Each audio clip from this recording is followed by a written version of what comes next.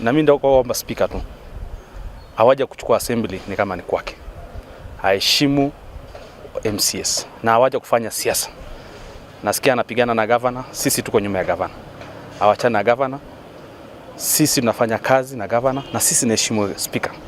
Naomba speaker soma sheria, na nataka kuambia speaker, ukiniangalia macho kwa macho niheshimu. Hata kama mimi si umri yako, niheshimu na unipe nafasi yangu, na uniheshimu kwa nafasi yangu as majority party in board. Hiyo nataka kumwambia speaker. Mimi sina shida na speaker, lakini na tatizo na yeye anataka kuleta mambo ya ukora kwa board. Tuache ukora. Ijumaa nilikuwa kwa kule Eldoret, nikapeleka hizi makaratasi kwa watu ya anti-corruption. Natarajia kama ingewezekana hii wiki wanastahili kuja kutuchunguza Assembly Service Board ya Trans Nzoia County.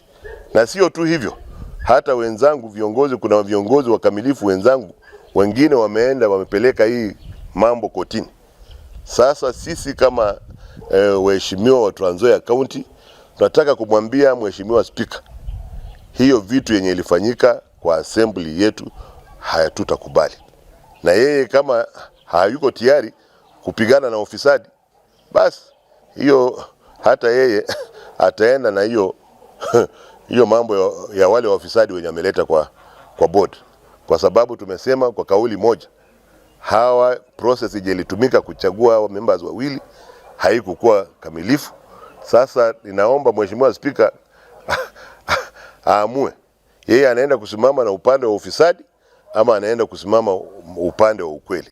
Sisi tunapambana na ufisadi, na nataka nichukue nafasi ya kipekee na kumurai speaker wetu kwamba wewe ni speaker wa county assembly, na tulipokupatia nafasi kuwa speaker hatukujua kwamba ulikuwa na nia ya kusumbua governor. Tungejua kwamba na nia hiyo ya kusumbua governor hatungekupatia nafasi, because si tume retreat, ambition zetu tumeweka aside, tunataka governor deliver, na ndio maana tunamsupport. Kwa hivyo hii mambo ambayo iko kwetu sisi kama watu wa majority party na minority party, we are going to team up against one person ambaye ni speaker. Kama hawezi chunga, achunge laini yake.